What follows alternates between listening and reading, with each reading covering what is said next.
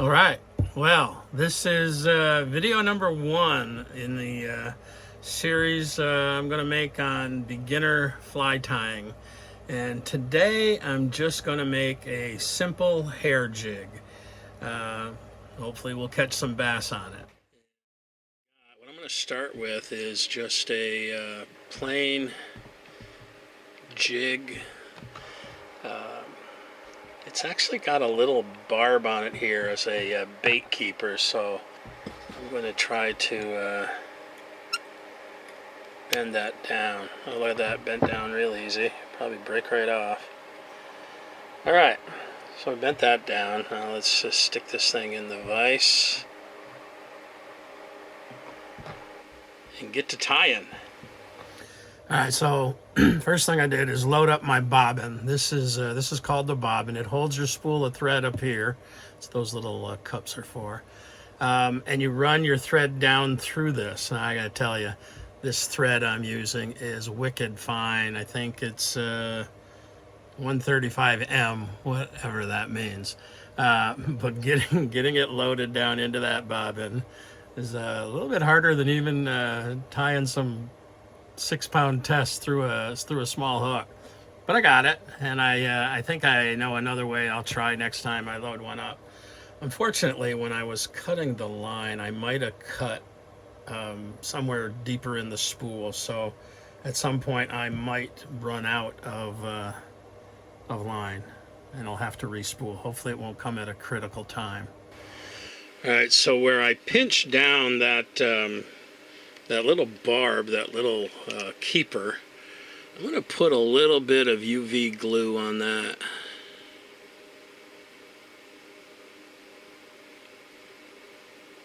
Just to increase the thickness of that wire a little bit. I don't know how long this takes. I think 15-20 seconds, something like that. And it'll give me a little bit of a base to work with. So now what I've got is my my thread here.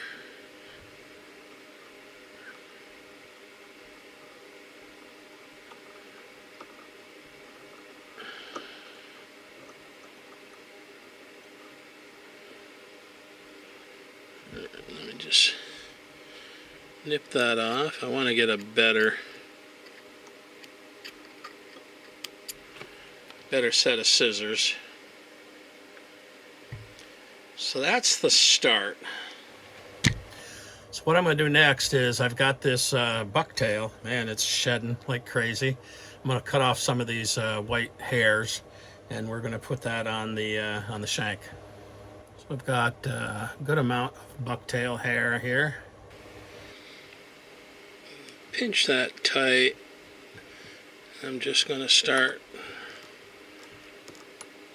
winding here, getting it pretty tight,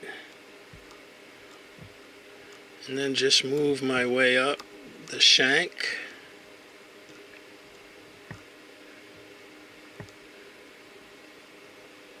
And now I'm using the bobbin to hold the line.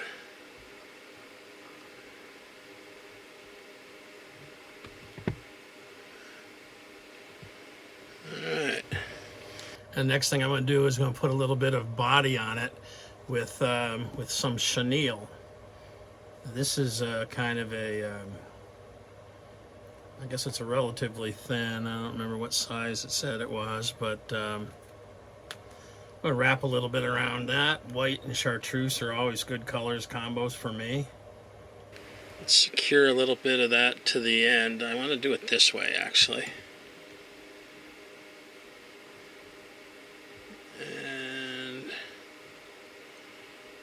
okay, get a few tight wraps around that. And we'll lower that down and just start wrapping that around the end.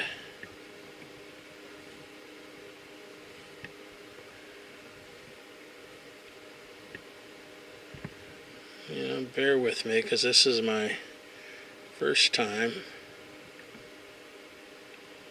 Get that nice and tight.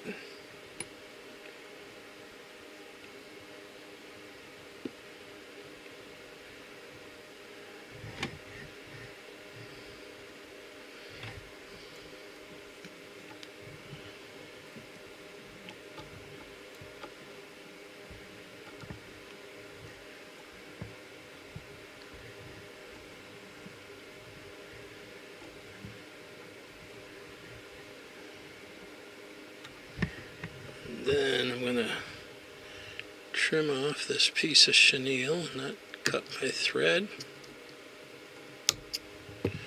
Alright.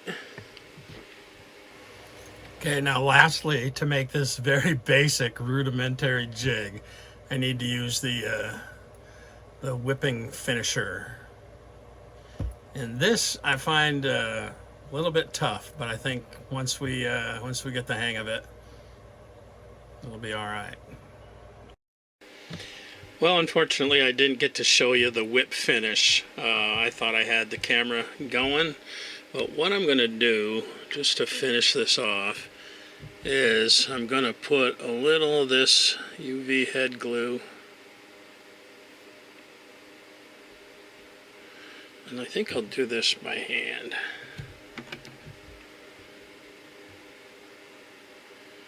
Just to kind of secure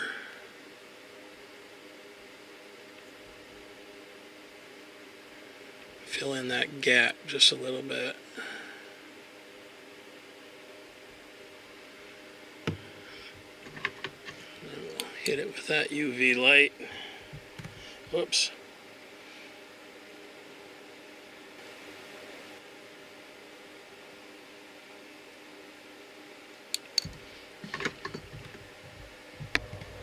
So that was it. That was my first attempt ever of tying any kind of a fly or a jig.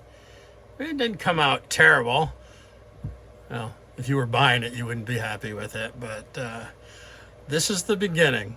Now, once we get a little more practiced, hopefully they'll get looking a whole lot better, but it's pretty easy. It takes a little bit of dexterity and figuring out the whip knot. Unfortunately, I thought I was recording it. When I cut the line, I realized the camera was off, but it's not that bad.